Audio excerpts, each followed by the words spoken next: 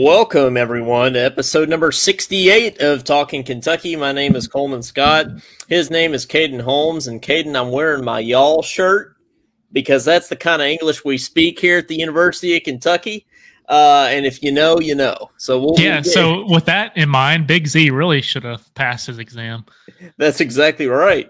Y'all, not you all, but y'all. That's the kind of English we speak here. So we're going to get into that a little bit later. Which I guess we've already, Caden's kind of spilled the beans on that. It is National Beer Lovers Day today. Finally, Caden, a holiday. We can get behind that. That's finally something that we can say, yep, we can celebrate that holiday. So today is National Beer Lovers Day. It says, let's all sing 99 bottles of beer on the wall. Was that a band bus favorite for you as well? It was, yeah. Whenever we had those like 3-hour trips back from Lexington or wherever we went to Tennessee a couple times. Yeah, that the whole time we'd be singing that. It's usually the trumpet section leader that started it. Oh, I was even thinking high school. I think high school band trips we even sang that. So yeah, that was we did. Yeah. That was the now that's what you call band bus songs for us. It's National Buy a Book Day. I have a lot of books. Sometimes I feel like I just need to like stop everything I'm doing and just read. I feel like that would be a much better use of my time. So I don't need to buy any books. I think Kate and I just need to read some books, honestly. Yeah, we need to start something this week. Every time we think about getting on social media, we need to pull out a good old book instead. Maybe even a Tim Keller book. That would really help. A Tim Keller book would really help. I completely agree with that. It's International Day of Clean Air. So I don't know where do you think has the cleanest air in America? Probably Alaska. Anywhere but Houston. Yeah, Houston's definitely not a candidate.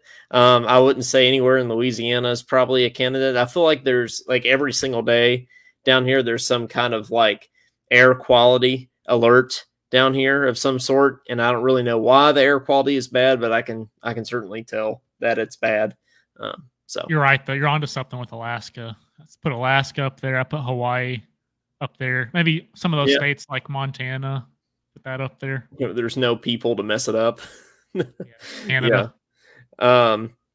It's National Neither Snow Nor Rain Day. So there has been no rain or snow down here. Definitely not snow in Louisiana today. So we're celebrating that.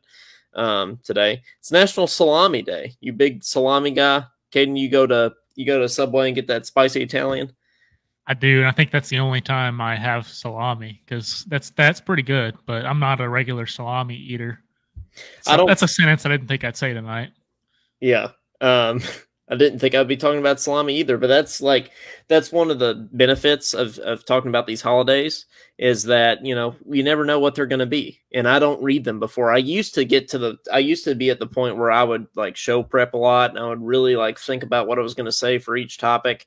And I would read the holidays before the show, but no, it's much better when you don't know what it's going to be. And when you're just going to spontaneously talk about clean air and salami. Yeah. So. And this also affects Coleman and I's phone conversations. We call each other, you know, every once in a while throughout the week, and he'll say, "Hey, did you hear about this?" And it'll be something really dumb that I know he's going to put on the show, and I'd be like, "Well, I'll save it for the show." That's usually the reply. I'll save it for the show. Save it for the show. Yep, that is a repeating bull refrain. We're about to talk about, like the bull, and yes, I'll just leave it at that. We will get into the bull in just a minute, but I mean, before we do anything else, you know, I think I do have to jump on the bandwagon here and go ahead and say go Buffs here. Got the big win, which this is not going to fit well over top of my headset. So put the hat on. Oh, it is here. I'm going to put the hat on, and then I'm going to put these on over the hat. So there we go. Now we're situated. Sko Buffs. I need the background. We beat the defending national runner-ups at their field. So, you know, I'm all in, man. Coach Prime. Yeah, I said they were going to go 0-12 last year, but that was last year. You know, this year we're going to go ahead and we're going to be a Buffs fan. We're going to jump on the Buffs bandwagon. Is this going to be the first team to ever go 0-12, then 12-0? Well, they went 1-11. so they didn't go 0-12. But they might 1-11, then 12-0. Yeah, or that one 1-11. game makes a big difference. It does. Yeah, that got all their recruits and everything to come over. But I mean, on a serious note, the quarterback is Deion Sanders' son, Shadur Sanders. He threw for 510 yards in the game, which is absolutely insane. So, I mean, and they've got one player that is a receiver and he plays defense, and he played something like 110 snaps or something.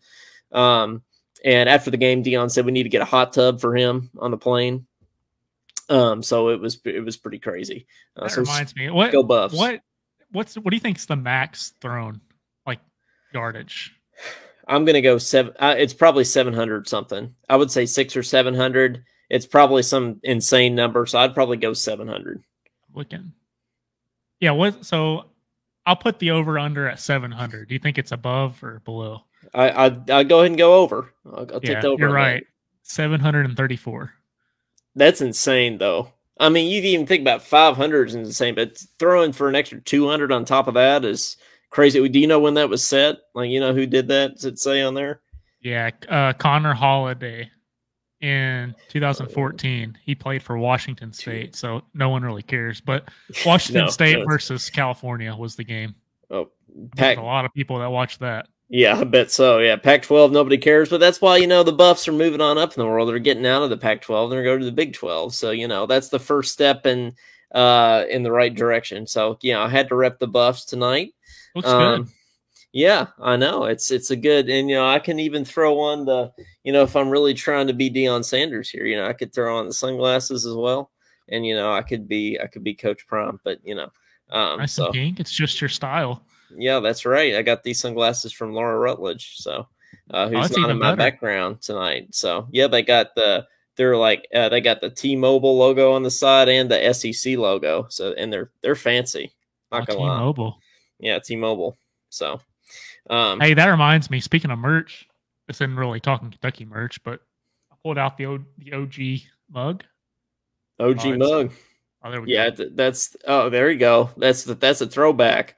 That's what I really. It's going to look kind of like your mug that you're getting in from Talking Kentucky, but yeah, if it's not shattered from the mail, it's not shattered. Yeah, it's UPS though, so it should be good. But yeah, I love this logo. That's the best logo.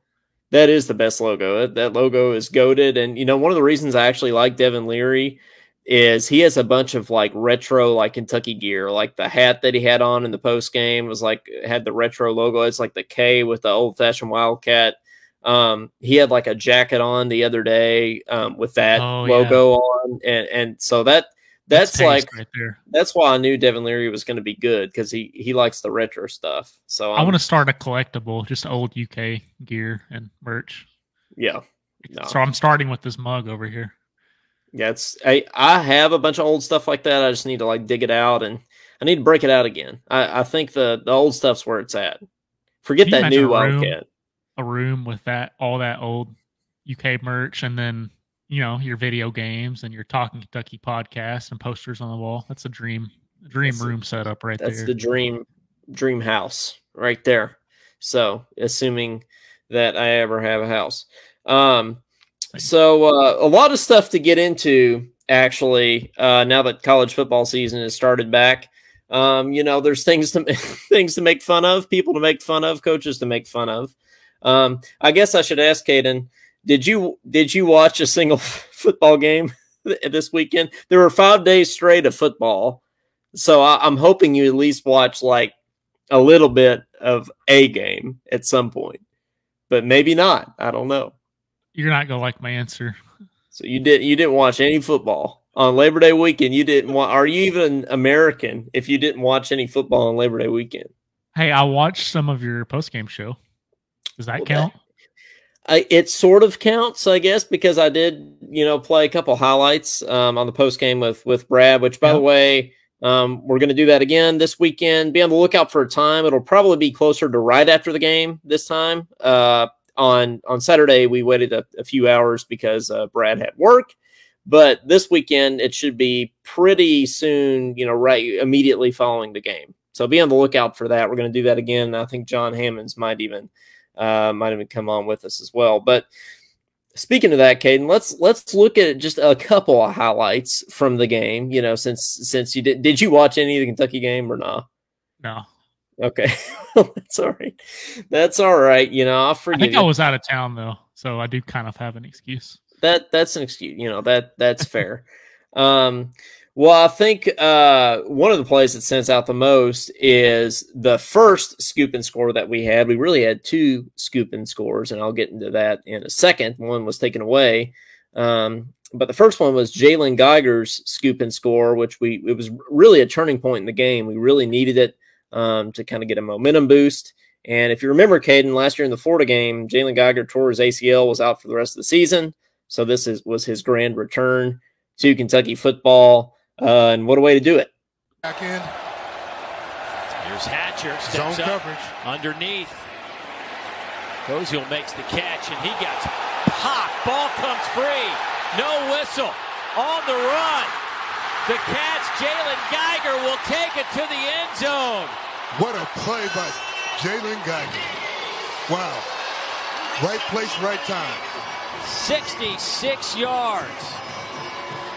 Koziel got walloped by Trevin. And you know who that was in the booth, the color commentator. Not the guy that was actually calling the plays, but the guy that said, like, what a play by Jalen Geiger. It was Derek Mason, former Vanderbilt coach, is now up in the booth. And I thought it was actually kind of savage. I don't know who the other guy was that wasn't Derek Mason. But before the game, Derek Mason was talking about how, it's great to be up here in the booth rather than down on the field. Actually, it's kind of a nice change of pace.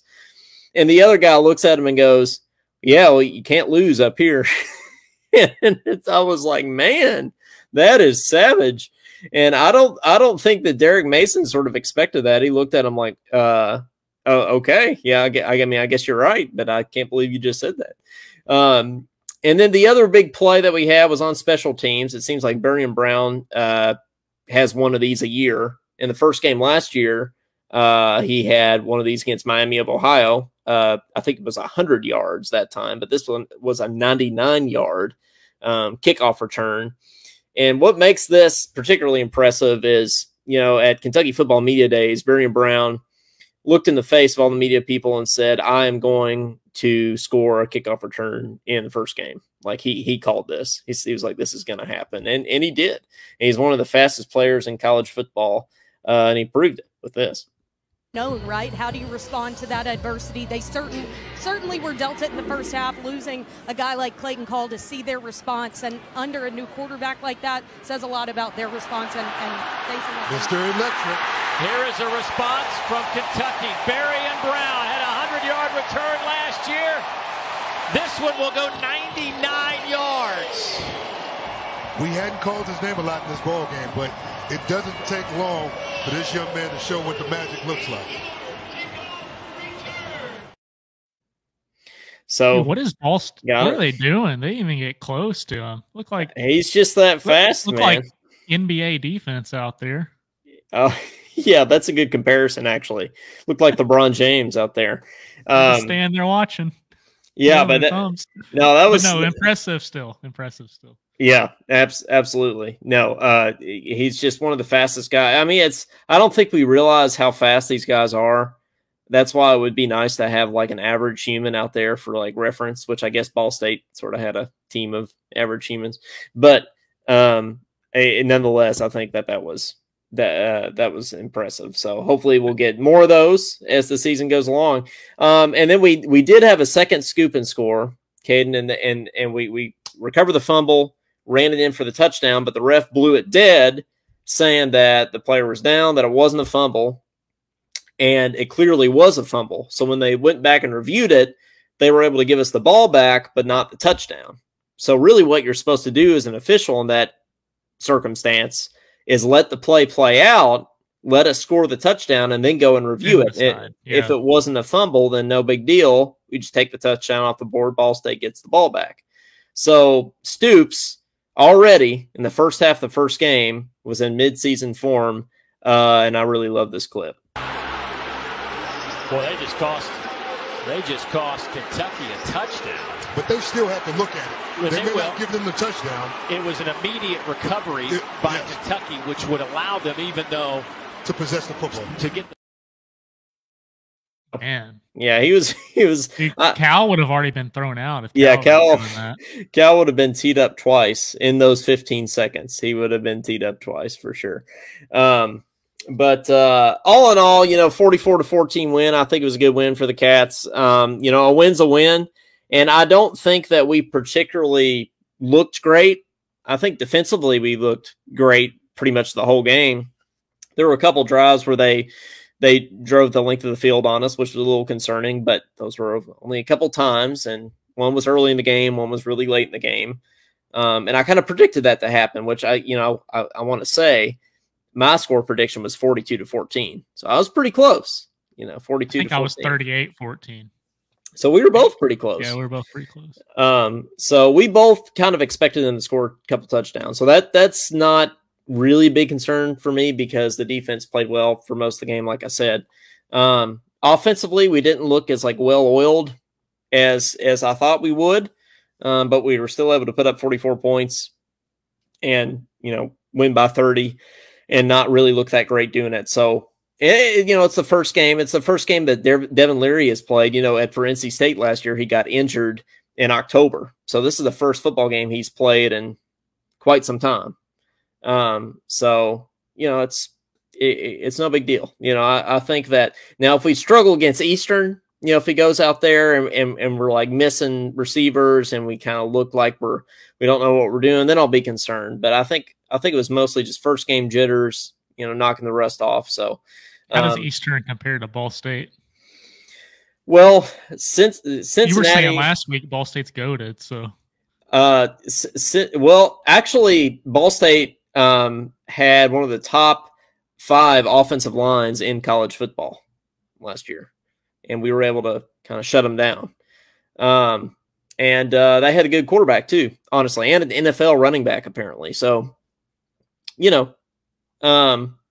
it's not bad. The Eastern, on the other hand, played Cincinnati last week. Louisville's old coach, Scott Satterfield's at Cincinnati now. If that tells you anything about how terrible they're supposed to be. And I believe Cincinnati beat Eastern 62-10. So we're going for 80-10. Yeah, we should. Yeah, Cats by 90 this week is kind of what it should be.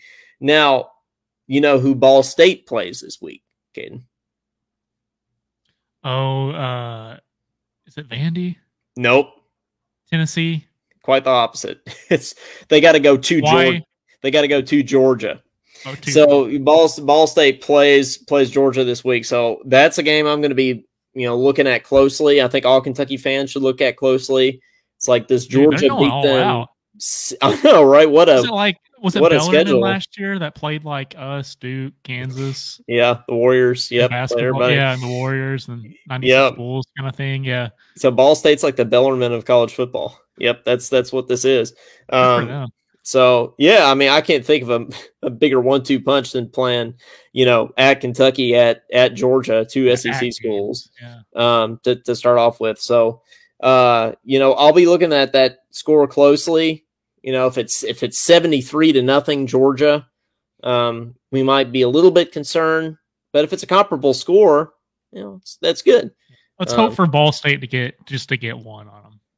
Yeah, at least. If Ball State can get into double digits on Georgia, I'd be feeling real good about the season. That being said, I feel like we have to at least win by 50 against Eastern if Cincinnati beat them by 52 or whatever they beat them by. Exactly. Now, getting into some teams that didn't play as well and lost.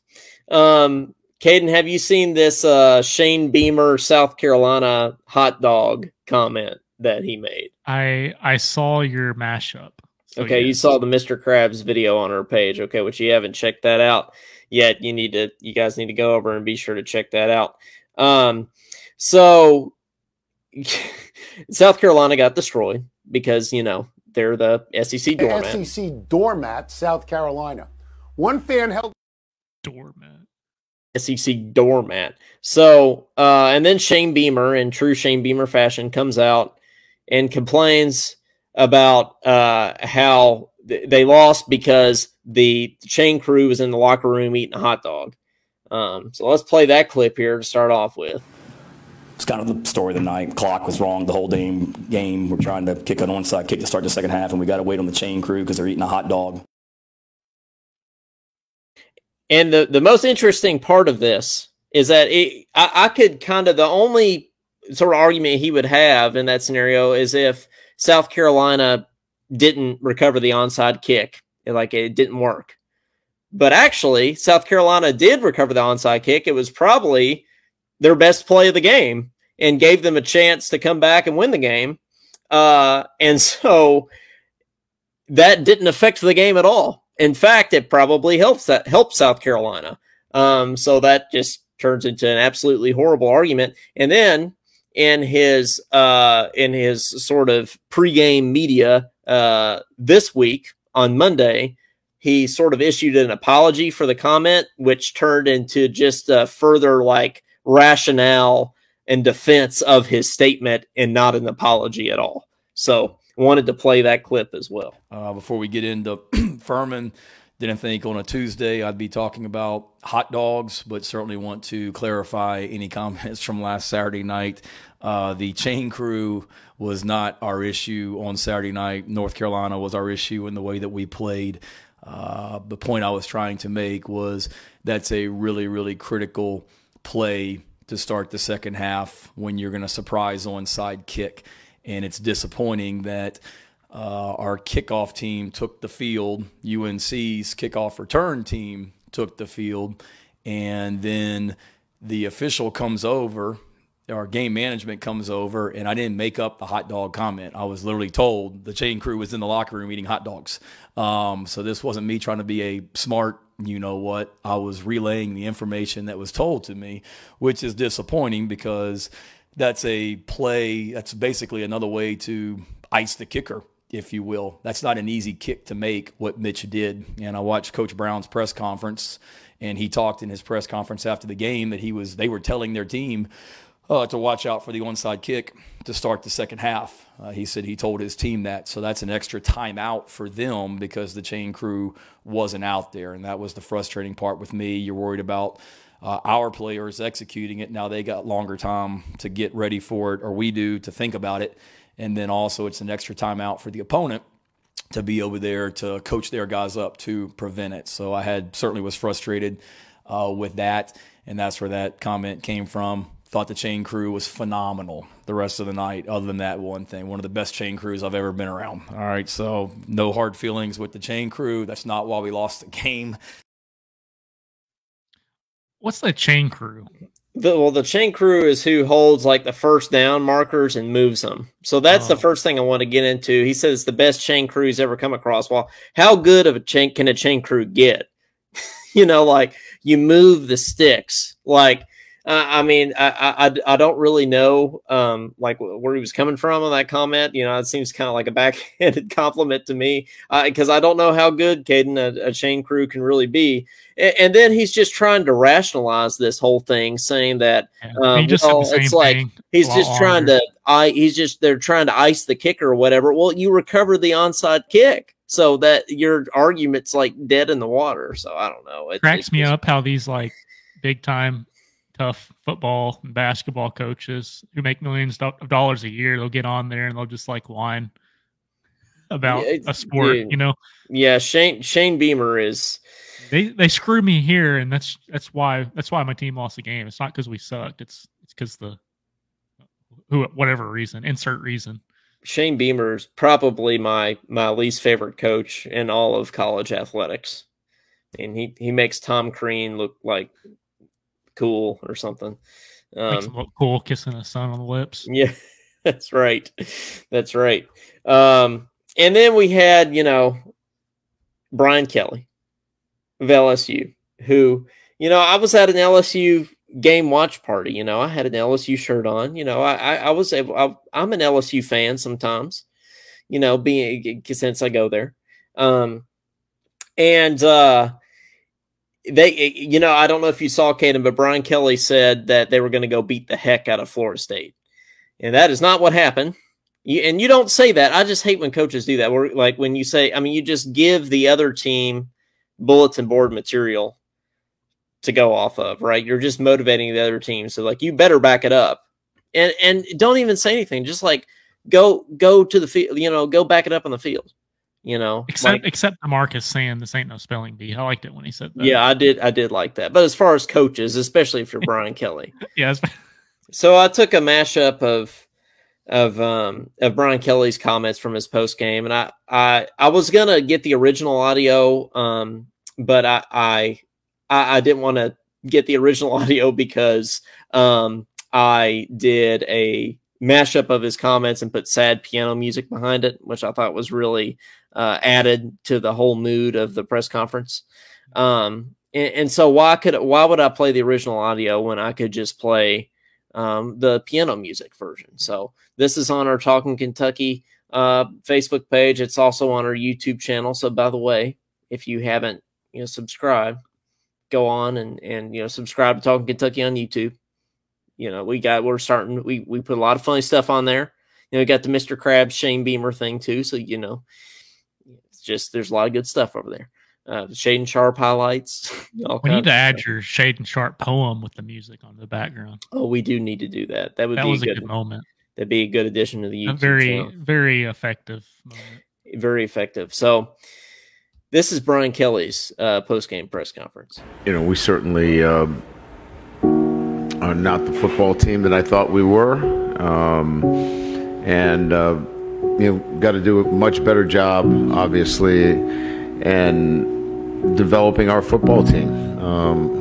We clearly were short in a lot of areas tonight, and that falls on me to get our football team to be better in most of the competitive areas that you saw tonight.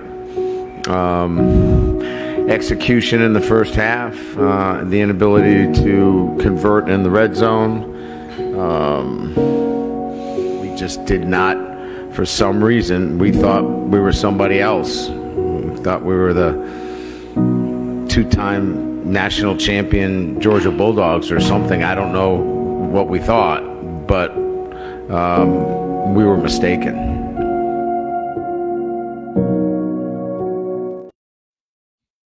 The thing that really gets me, it's very, very sad music there. But the thing that gets me is the Georgia Bulldogs comment. Like, how would you feel if John Calipari came out after a loss and said, I don't know who we thought we were. I think we thought we were the North Carolina Tar Heels or something.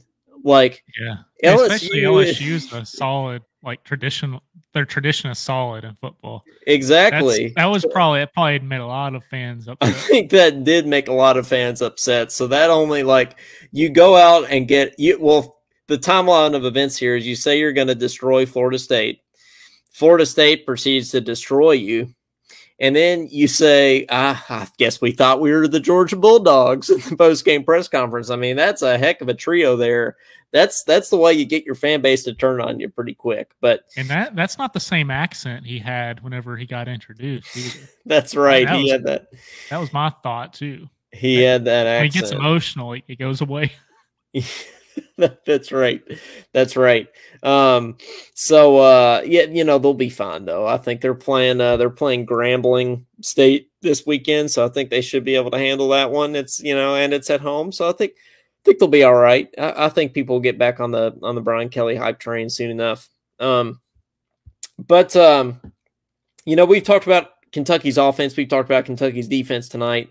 What we haven't mentioned is we-fence. Like Jim Harbaugh, coach at the University of Michigan, mentioned in his sort of pregame media this week, saying that, well, there is no offense, there is no defense, it's a we fence. So I wanted to roll that clip here. It's probably the number one job you have, making sure that the decisions you're making are complementary on all three phases. There's no offense, there's no defense. It's a we-fence, and you know, making sure that he stole that from someone. He said that before because he didn't even hesitate.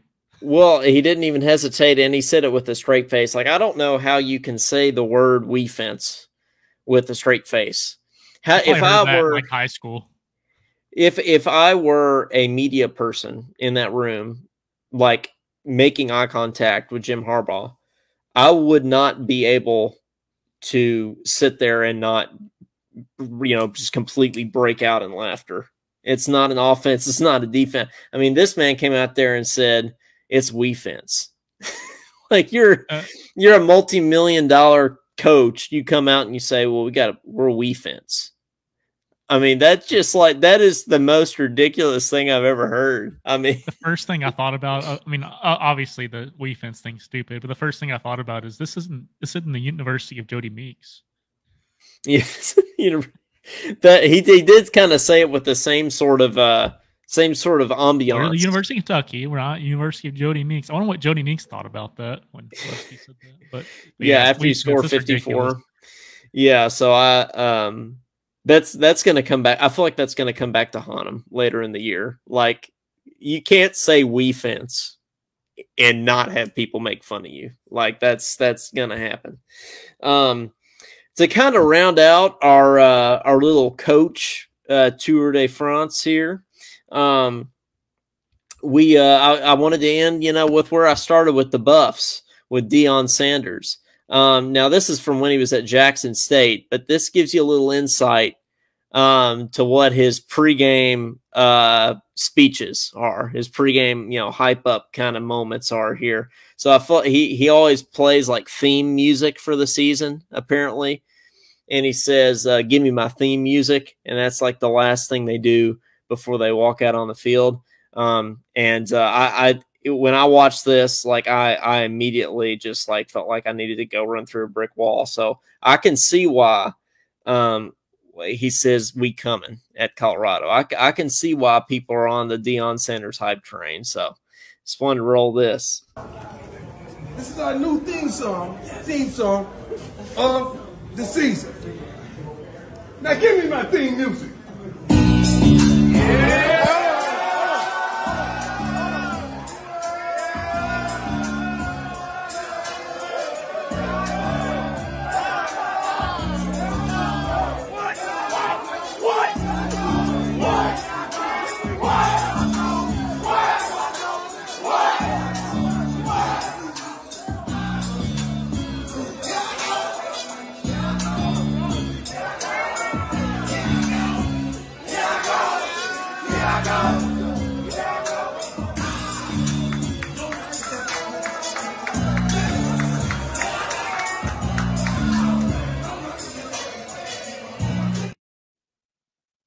I don't know how you go out and you're not hype after that. I mean, that was that's on my playlist now. Whatever song that is, I'm going to listen to that when I get out of bed in the morning. So let's go Buffs. We need that for our intro. We can both come in with classes like that. Yep. Here I come. Here I go. That's right. So it is kind of actually hard to see in these when you're inside, not in the sun. So I'll take them off for now. But, props to Deion Sanders. I was ready to actually texted a friend of mine, before the game. I'm not ashamed. And I said, is it bad that I kind of hope Colorado goes 0-12? And then they came out and won. And now I'm wearing a CU Buffs hat on Talkin Kentucky. So I'm not ashamed at all. And that's what we're going to do. Hey, and if we figure out what song that is, we can put that in the outro of this episode. That's right, we can. We don't have any comments, but if anyone knows, yeah, I know. Where's everybody at here? I'm gonna text. Have we ever texted people live on the show before? I feel like I'm gonna text Clyde right now. I'm gonna say we're live to Clyde, or text him. I'm gonna message him on Facebook. And then I'm going to message Josh as well and say we're live. I'll get our regulars in here. Because Clyde usually does all this for us. Yeah, he does. Tonight we're having to track people down ourselves, and things. So I did kind of take a shot at DoorDash. I know Josh is a DoorDasher, but I didn't think about that before I posted this earlier. I shared this status earlier. that said, "Why drive 6 minutes to get food when you can DoorDash for $900?" Thought it was pretty good. And Josh commented, "Hey, now don't be hating." Sorry if I offended Josh with my. Oh, and then Stephen Incata said $900 sounds like it's a light lunch on DoorDash. So, yeah, that's like a Happy Meal from McDonald's. So you'll see if we can get some of our regulars in here. That's what we do on this show. Okay, do you think Matt Jones messages his listeners that they need to come on the show? Well, I would say not, but we got Josh here now. Hey, Sid, I'm here. Didn't know you were on, and no offense taken. No offense taken. No offense taken. That's right. Yeah. Claude just texted me, "I'm on my way." So on my way. It's like he's driving here or something. He's driving to Facebook right now. That's what Claude's doing. Well, yeah, sometimes we just need a little reminder. No, that's all right. Be glad to see you here, Josh, and Claude in the comments here soon as well. Caden, did you hear about, well, first of all, did you know that Duke beat Clemson by like 28? I don't keep up with Duke. Claude says, "Dang it." I don't know if he's saying that because he got to the show late, or if he's saying that because Duke won. But yes, Duke, I don't wake up and check Duke's stats. Well, I don't either, but it was the only game that was on Monday night was Clemson and Duke. Yeah, well, Dookie over here. And so that's Claude says, "So sorry, he's been super busy. I'm 40 minutes. Well, that's okay. We're not taking attendance or anything. This isn't the college class or anything. We're fine." Yeah, that's another rant right there. Of taking attendance in college classes. College, yeah. Yeah, that could be another rant. Well, glad you guys are in the comments now. No, that's totally cool. Glad to see you. But I'm gonna have to make it a tradition. I'm gonna have to text Claude and Josh at the beginning of every show now. Just say we're live. Just give them a hard time about it, but no, it's fine. But so, I was on with Brad, in the post-game show on Saturday night, and Brad says, or I think I said, "Are there any games on Labor Day on Monday night?" And he goes, "Yeah, Clemson and Duke." And I think I said something to the effect of, "Well, that's going to be a terrible game," or, "Wow, I'm not going to watch that," or something like that.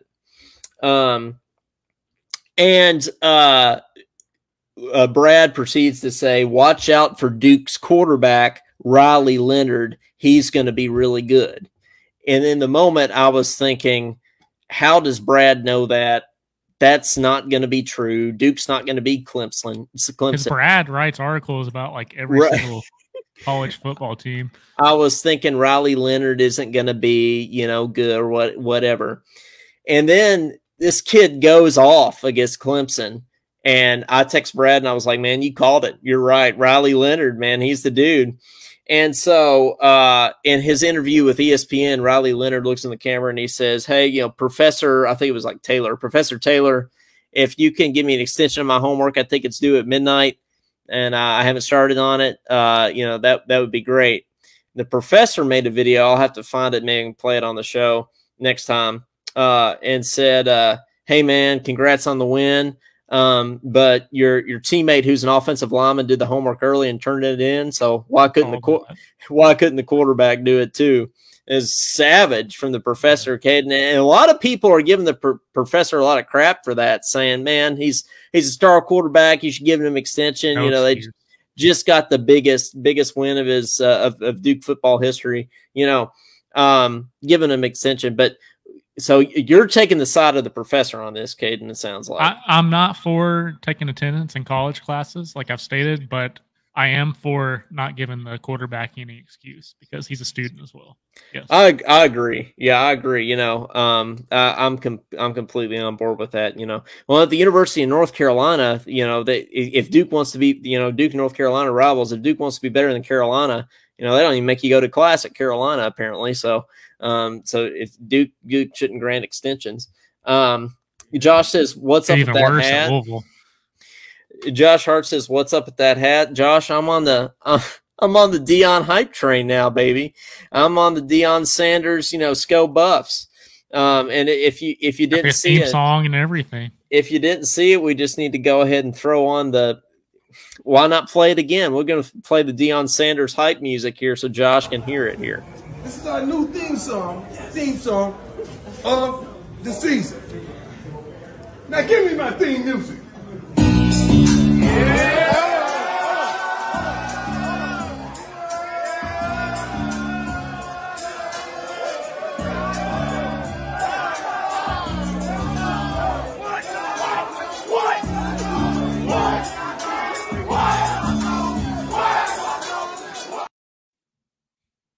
That's going to be our new Talkin Kentucky theme song. That's what it is.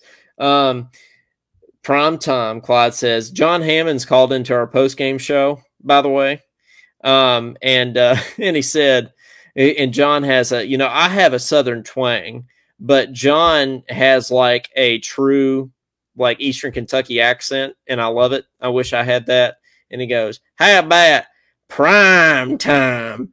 And then he hung up, and it was awesome. So John's on the prime time hype train there. Josh said that's when he was at Jackson State. Yes, indeed it was. And Josh also says Clemson and LSU both suck. I agree with that. And LSU might go 8-4. I don't know. I don't know. I think it's too early. I think everybody sort of overreacts after week one, which, by the way, today is the first day that you can gamble on sports in Kentucky. And so when people are placing wagers on sports, on college football in particular, I feel like in between week 1 and week 2 is the worst time to do it because everybody overreacts. Everybody says, "Oh, Clemson sucks now," or "Oh, Colorado's going to win big. They're going to cover next week." Everybody overreacts to week 1. So just be careful if you're out there partaking in the Kentucky sports wagering now. So, don't overreact to week 1. Just wait till at least week 3 to start your wagering. So,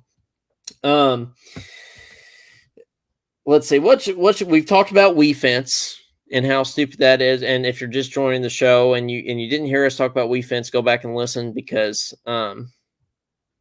that might end up being Talkin WeFence might be the name of this episode. Honestly, I can't think of a better name at the moment. So, or if we figure out what that hype song is, figure out what that hype song that's I think it's Here I Go. I don't know who wrote it. Here I Go. I think it's called Here I Go. I'm not a rap scholar, even though I'm getting my doctorate in music. I'm taking history of American music right now. Haven't gotten to rap yet. In fact, we're on Stephen Foster right now, which is a little bit different than rap. Yeah, we didn't learn that in Glickson's class. No, we didn't. Are you back there trying to play this Here I Go? Is this it? No, that's not it. That's some Steelers fight song and hype video. Well, we'll have to find it at some point. I think, is this it? Let's see. Yeah, it's called Here I Go. This is it, right? That's definitely it.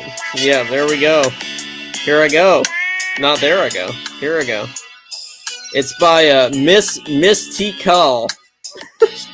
I guess that's supposed to be mystical, but it's spelled Miss T. Cow. So, I found it. Yeah. And if you haven't noticed, ladies and gentlemen, we are white. But speaking of Mystic Cow. Speaking of cows, that's a good segue, right? Yeah. Speaking of Cal, Kentucky basketball. So what's this going on with Big Z? That too. Oh. I thought you were talking about Cal, not here. Cal. Yeah. Okay, well, we could talk about the cow or Cal. Well, if we talk about Cal, and I wore my y'all shirt tonight for reasons because this is the kind of English we speak at UK. Caden, what's the deal with this, man? Like, is this Big Z going to make it in? Is he going to? So is he going to pass this test or whatever? Because I don't know what's going on. There's a lot of like speculation that's going on right now, and in fact. UK released a statement, and I'll just read it here.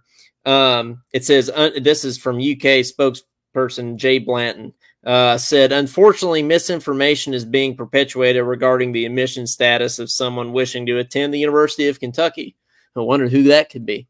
The truth is, members of our university, from our athletic department to our administration and all other units, are working together efficiently and in a manner that is consistent with the institution's admission standards. There are often complex issues with multiple aspects to them, and they require many people working to do the right thing for an individual wishing to attend the university. That is what we are doing. Spreading unfounded rumors helps no one. And that was undoubtedly aimed at Matt Jones, and he addressed it on KSR. So I don't know what's true and what's not, but what we do know is that Big Z is not a student at UK yet. He has not been admitted by the admissions office. There's some holdup. There's rumors that that's because of English, which is why I've got my y'all shirt on. And yeah, Caden, what do you is he going to get admitted? Well, it sounds like if it didn't happen like this week, he's going to go elsewhere, kind of thing. So this is a real problem. And one of the schools, actually two of the schools he's considering to do that are Duke and Michigan, both of which, I love UK. My diploma's hanging on the wall right over here. It ain't no Duke or Michigan. Okay. If he gets into Duke or Michigan and not UK, there is an issue with UK's admissions. So, yeah. And if it's English, he can probably speak better English than I can. So this really doesn't make sense to me. Well, I doubt I would pass one of those tests. And I don't I know how to speak English, but I don't know like all the rules and grammar and like that's right. That stuff's like rocket science. And we've already established that in order to play basketball professionally, you don't need to know how to speak English very well. He was this, he was draft. Like a lot of emotion they have. So same like me. Stay and shake David Stern hands, so that's crazy. I can feel it now that I'm NBA now, so but I think a couple months I'm gonna feel it. Well, that's great. In other words, it ain't no spelling bee. It ain't no spelling bee. That's right. So, man, I would just be shocked. Big Z throws him like he destroys him on English. And that yeah, apparently, and I haven't heard him talk, but you know, I'm like Cal. I haven't seen him. But I've heard that he speaks great English. So, you know, I don't know what it is. The interview is great. Well, that's great. Real good words came out of his mouth. Real good. He speaks real goodly.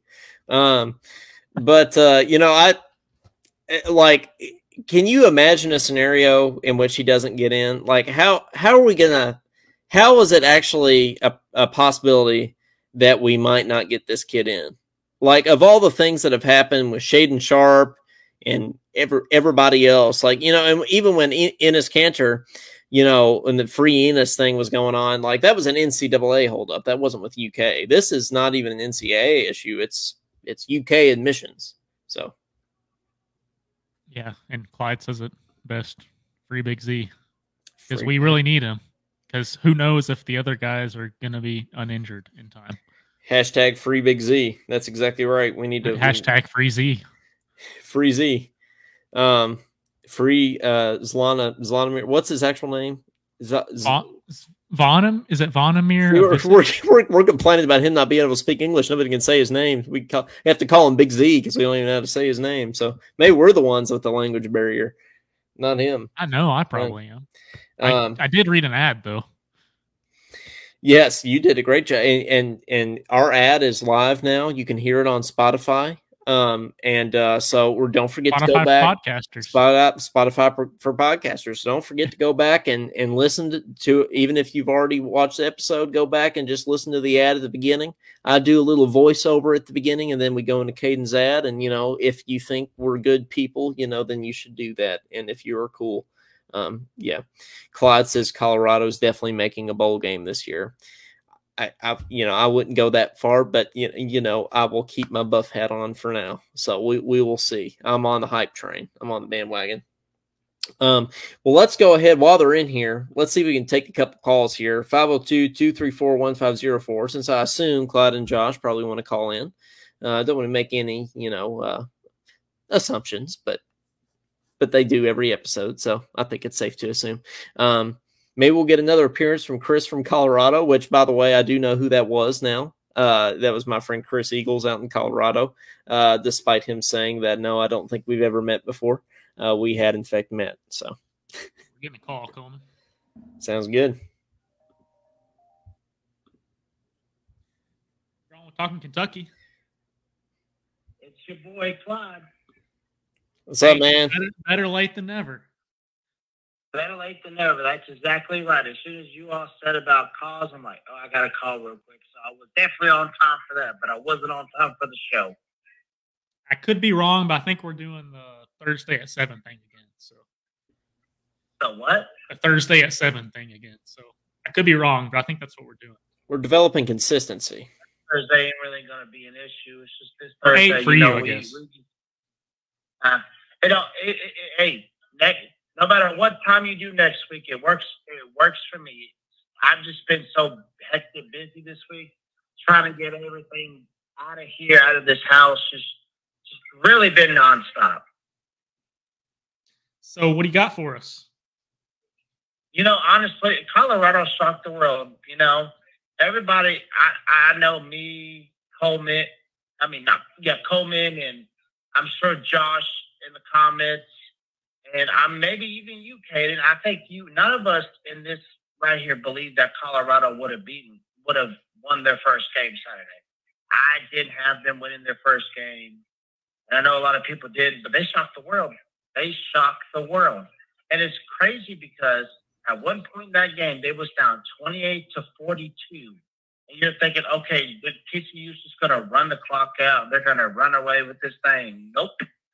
Colorado fought back and they won that game. And, all credit to Dion and his son and Travis Hunter, because I ain't going to lie, Travis Hunter might be the best player in college football. I'm saying it right now. That dude is the real deal. Is that the dude that played on both sides of the ball? Is he the dude that played offense and defense? Is he the we-fence guy? Let me figure this out. Okay. Are we having technical difficulties? We got you now, Coleman. We got you now. Oh, sweet. Okay, you can hear me. Claude, is he the dude that played Travis Hunter? Is he the dude that played receiver and corner or something like that? Yep, he does. He plays both because where they've had so many transfers, they've been so short-handed. He has to. He has no choice. And he played something crazy like 110 snaps. I heard Dion say we need to put a hot tub on the plane for him. Yeah, it's kind of unfair when you have a receiver play defensive back because they can catch the ball, and that's just unfair to anybody going up against him trying to catch the ball over Travis. He's going to play like a receiver when he's playing defensive end. He's going to grab the ball. And this past week he won college football defensive player of the week because of he caught like 2 interceptions in that game, and of course he scored a couple of touchdowns, and he was all over the field. Yeah, and Coleman, I didn't realize the 28-42 thing. That's pretty wild that they made the comeback like that. Yeah, and I saw the stats. I saw they had like a couple interceptions and like so many receiving yards, and I was like, wait a minute. I had to read it again. I thought I was seeing things, but yeah, that's pretty impressive. Well, Clyde, I think we're going to let calls go a little early. But do you have anything else for us before we let you go? Cats played Saturday at 3. I think we'll win. I think we'll win this one pretty easily. I say 42-7. And I think in my MVP of the game, I'm gonna go with Dan Key. He's just that dude. And I know Ryan Lemon will be happy if he heard me say that. He would be. But anyway, it's game 2 Saturday. Let's cheer them on and go Cats. Go Cats, 42-7. Yep. That's right. Let's do it. All right. Hey, I already have our pregame graphic up and running, and it's got Dan Key on it. So I think Clyde and I are thinking alike there. So I think Dan Key's graphic is Is that the Canva creation? It's the Canva creation. See, we're big time now, Caden. We're doing pregame graphics and postgame graphics and stuff like that. Got many skills. Yeah, that's Ad right. reads. We're prime time. It's not offense or defense, it's we-fence. I want to get a recording of John Hammond saying that. Yeah, you can. It's on our podcast. You go back and listen. It's already on recording. Let's flip that as a banner on here. We do. Yeah, we should. I'm all about it. Yeah, anybody else that wants to call, 502-234-1504. Caden, did you see what McDonald's newest side is? Newest side? No. Yeah, I meant to talk about this last week. It was on my list of topics last week. I didn't get to it, and then Matt Jones brought it up on KSR yesterday. So he's probably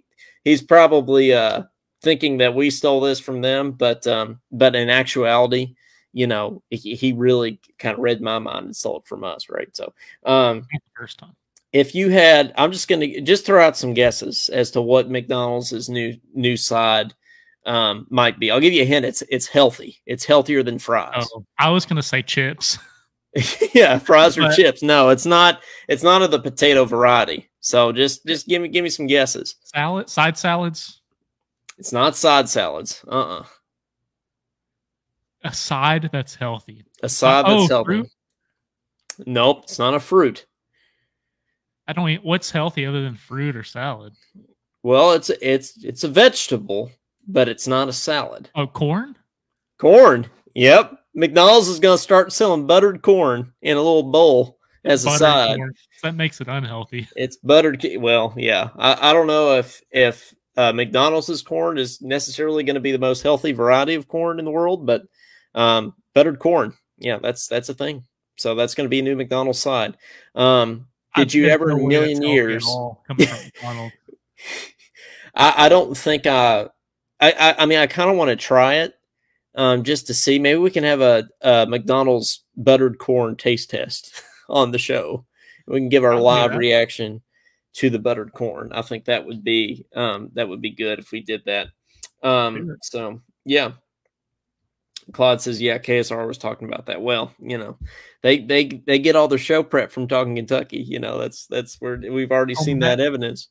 That reminds me, the whole McDonald's thing. I watched a video the other day. Mm-hmm. This dude broke the world record of eating Big Macs in one setting. Guess how many? Dude, that makes me sick to even think about it. Guess how many he ate. Well, let's see. Joey Chestnut usually eats like 60 something. Was he the dude? Joey Chestnut was okay. Well, let's see. It's a year or two old, so it's not like new. I just saw it for the first time. Well, he eats like 60 something hot dogs in a sitting on average in those competitions. So I would say at least 30. I'd probably go 40 something, 42. That's what I'll go with. He did 32. That is insane. I can't even think that. I can't even imagine. Sweating. It's like he ran a marathon or something by the end of that. Claude had a Big Mac last night. Claude, you eat 40 or 32 of them? Man, that is insane. I can't even imagine. It was so gross. Eating 2 Big Macs. He ate everything. Lettuce was falling off on the plate.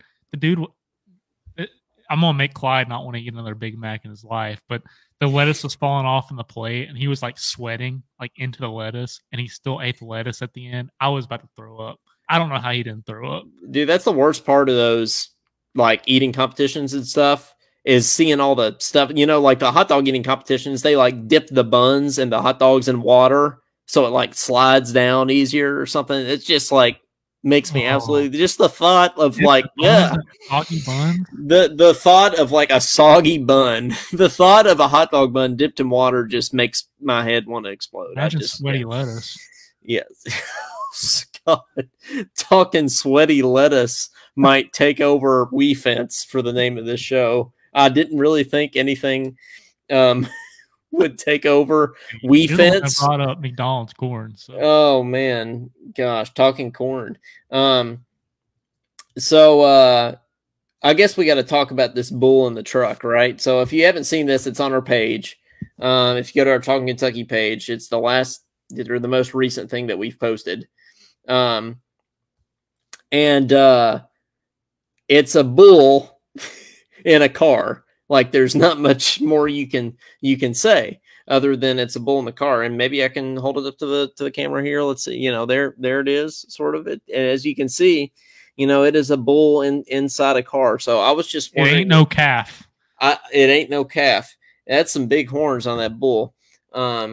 So I don't know, like, what the reasoning is behind. Like, I don't know the story behind the bull in the car, but I feel like there would be more like efficient ways to transport a bull than to like have to cut off half your car and put the bull in the passenger seat. Like, I don't know. Well, I mean, still buffs, but I watched the video, and there's a sign on the side of the car. So the only thing I can think of, the sign says something like 3rd place car division. The only thing I can think of is he went to some kind of competition with this contraption. I mean, it must have been one of those, like, something like Ramel Bradley would go to. So you think it was a competition? I don't know. It was an ag competition, but why would he have to bring the bull? A rodeo competition? I don't have a clue. He was just, I don't know. Maybe he was transporting the bull from that competition. Yeah, why would he have to put the bull in a car? Yeah. Like, why not? Why is the bull necessary? Yeah, why is the bull necessary? Like, if I like had a bull, I can't think of a situation I would have a bull but not have like a truck or something. Like, I don't think there's many people out there that have like a bull and a Prius or something. Like, I feel like if you have a bull, you're probably the type of person that also has a truck, or at least you should arrange to get that. Sat there though. It looks like it's been there before. Yeah, bull seemed like just the dude's pet.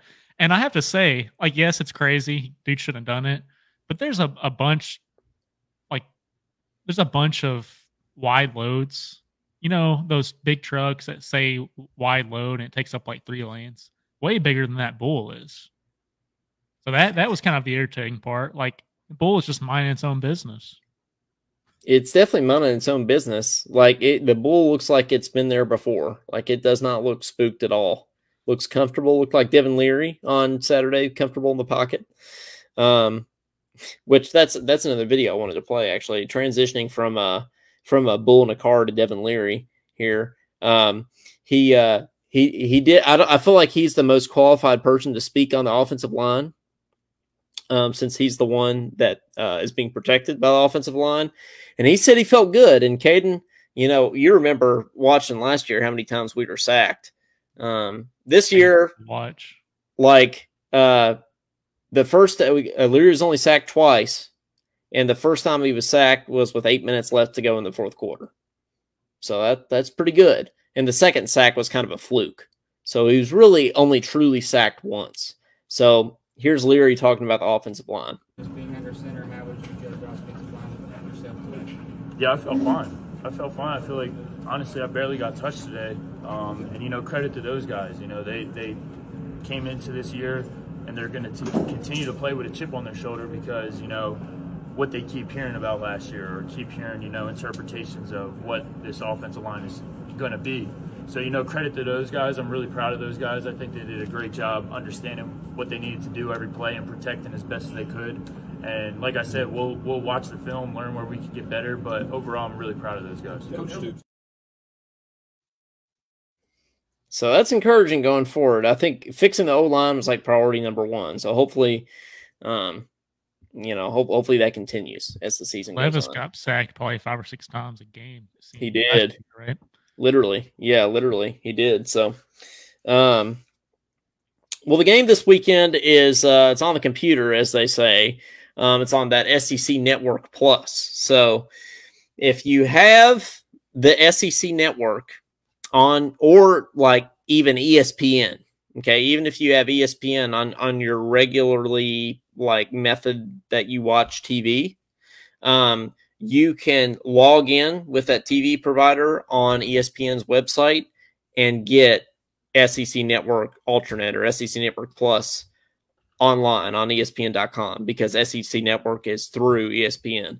Now, that probably sounded like calculus, but just all you need to know is just don't get Spectrum. Just if you have Spectrum, cancel it, because Caden, that's still not resolved, which I feel like Spectrum is at fault there, because like there are other ways that you can get ESPN. Like you don't need Spectrum to get ESPN. So like, I don't know what Spectrum's doing. I feel like they're only hurting themselves at this point. It's been like a week that this has gone on. Usually it only goes on like 24 hours when things like disputes like this happen. But man, it's been going for a while. Yeah, I think Clyde probably shares in your frustration. I know I've seen some of his posts about Spectrum, but Josh, like, I got your missed call, but it didn't ring. So Josh, I don't really know what to say about that, other than it's free Google Voice. Try again. Yeah, give us a shout again, Josh. I've refreshed it the whole show, so I don't really know.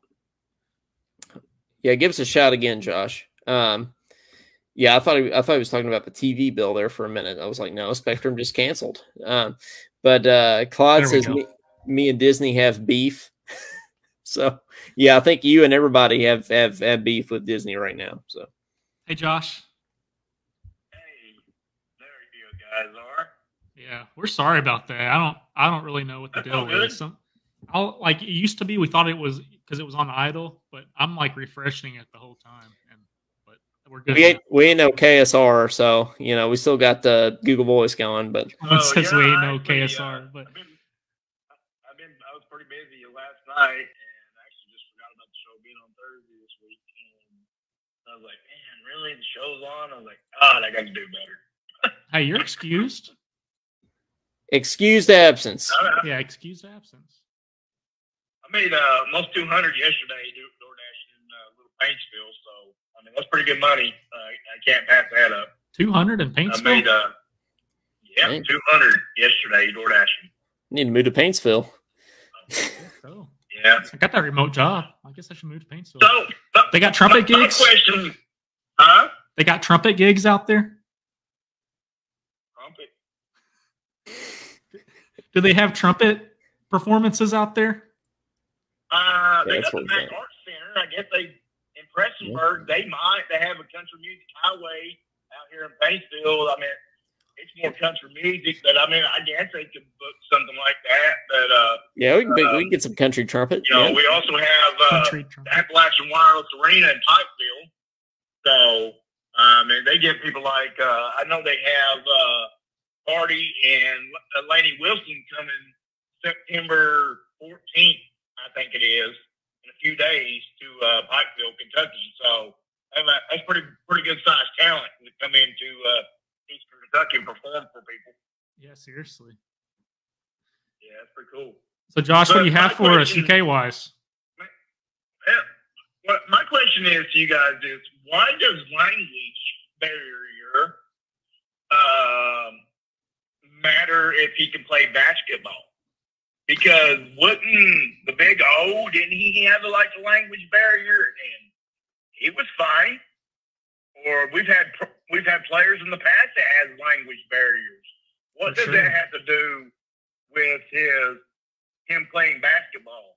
It seems a little fishy by the NCAA, and I think for some reason they're trying to keep him from playing for Kentucky for some reason.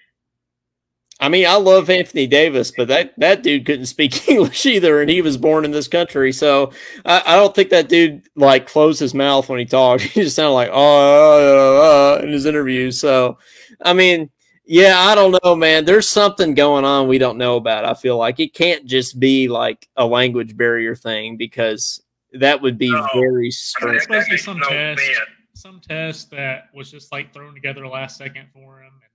I saw something where he didn't have the resources. I don't even know. I don't know the exact story, but Coleman's right. There's stuff that we don't know about. So, yeah, that's crazy. What's the spread on the UK-EKU game this weekend? I need to find that out. I can find that out momentarily. What do you think it is? I'm going to go, it's probably 28. I'm going to guess 28. Yeah, I'm going to say at least 28. With you, I agree with you. It's going to be high. It's going to be like 26, 28, like it was last weekend. And I mean, honestly, they should yet again cover. So hopefully they don't let EKU in the end zone whatsoever. They want to give up a couple field goals, whatever. That'd be cool. But if we're going to be the team we think we're going to be, then we need to not only beat EKU, but definitely cover the spread. And I'd like to see him put another 44 to 50 points on the board this weekend coming up. Kentucky is a 31.5-point favorite over EKU. Hey. So that's more than I thought it would be, honestly. Eastern must be pretty bad. They must be bad, yeah. It must be pretty terrible. But, you know, CJ Conrad, sorry, I didn't mean to interrupt, but CJ Conrad is a coach over at, he's a tight ends coach at EKU. So, you know, former tight end for us. So that's going to be a cool storyline. And apparently, I don't know his name, but apparently they have a good quarterback. That's all I'm going to say. Apparently, Eastern has a really good quarterback. So we'll see how that plays out. Yeah. I wonder. I don't know. Let's say. I mean, we put up 44 last week against a decent team. Yeah. Well, they weren't decent, and I didn't watch any. I don't know what Eastern did last week if they even played. Yeah, they lost to Cincinnati by 52. Well, if we can beat them by at least 40, then we got some issues. So I'm going to say 49-9. 49-9. So no touchdowns for Eastern. No, 3 field goals. Okay. Well, Kate and I will give our predictions at the end of the episode, but so you'd feel good about that. You feel good about putting it, because I think we have to remember last week of that 44, 2 touchdowns of that, 14 points of that didn't come from the offense. So we didn't really put up 44. A scoop and score, and then was it Darian Brown? Darian Brown. Yep. Yeah, Darian Brown. I'm sorry. Yeah, he took one. That was electric. I was like, wow, that dude's got some speed. He does. Well, they just suck. Yeah, that's what Caden thought. Caden thought Ball State just sucked, but still impressive. So yes. But Josh, we're gonna let you go. You got anything else for us? No, man, that's it.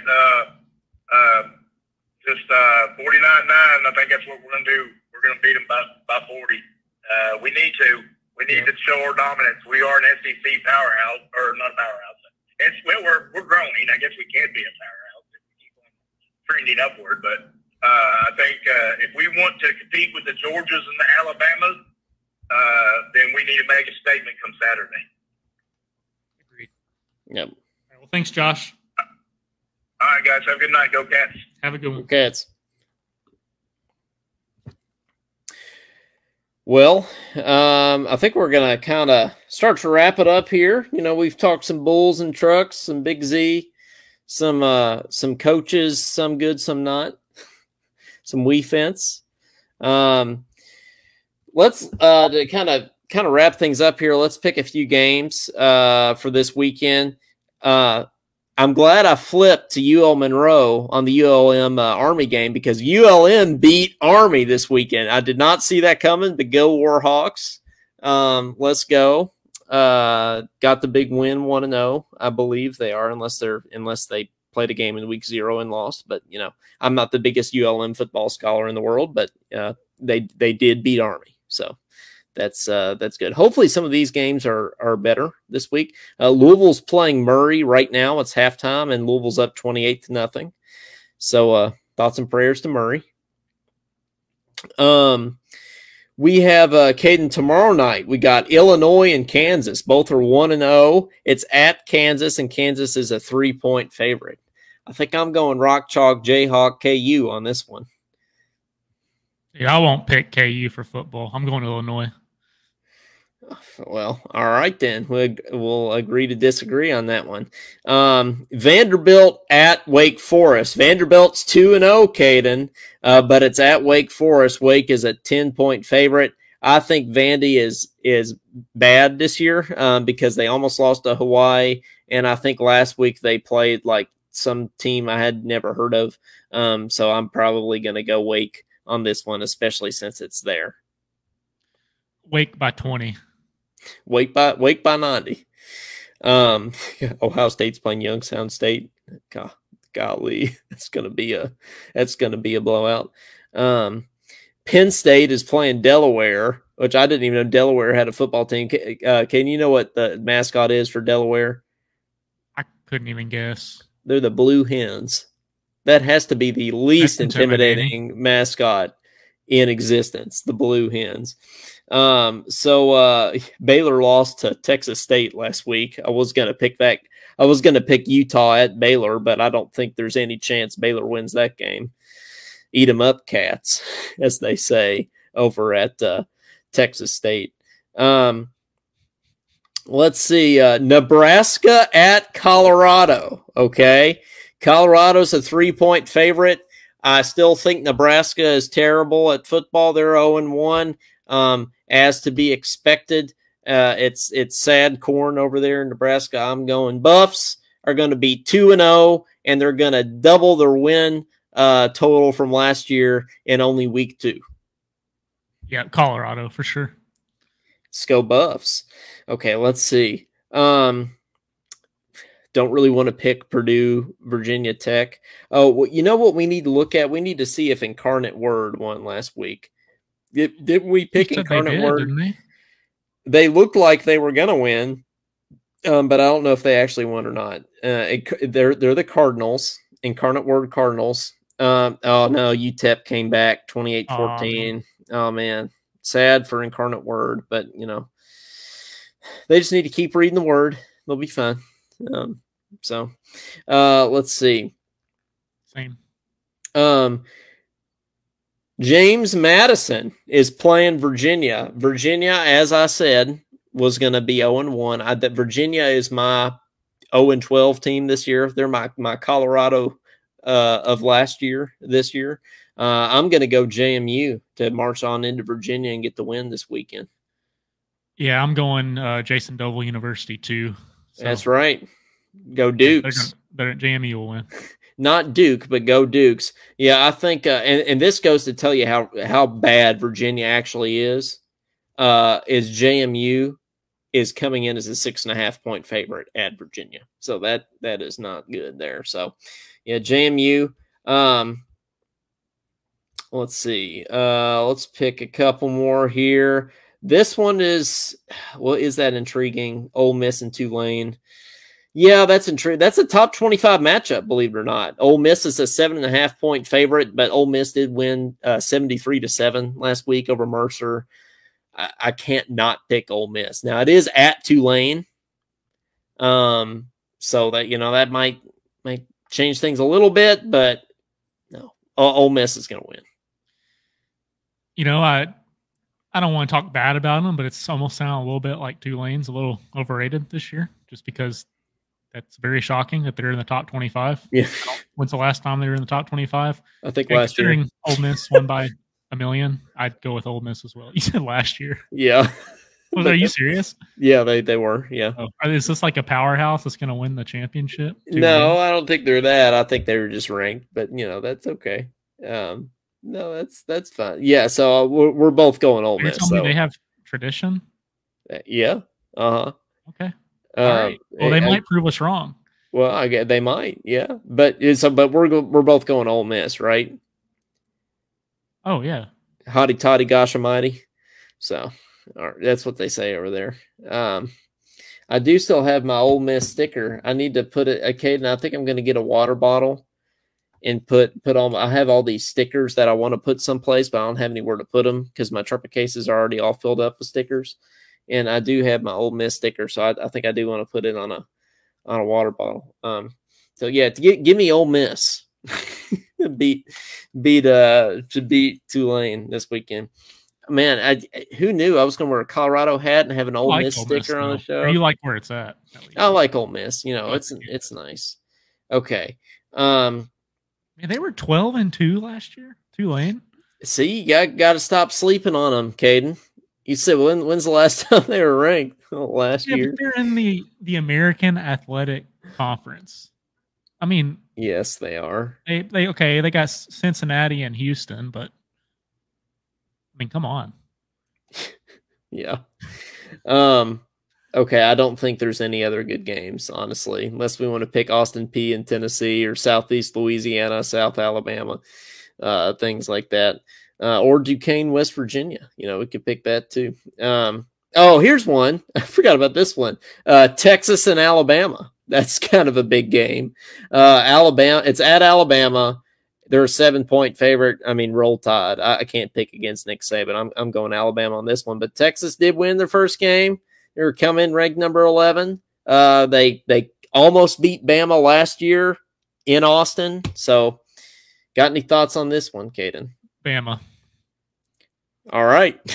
That sums it up. Well, guys, thanks for watching. We appreciate it. You can like us on Facebook. If you haven't done that, give us a like and a follow. You can follow us on X, as they say now, at Talkin_Kentucky. Give us a follow and a subscribe or whatever it is on YouTube at Talkin_Kentucky. And then follow the show on our new Instagram and Threads account at Talkin_Kentucky on there.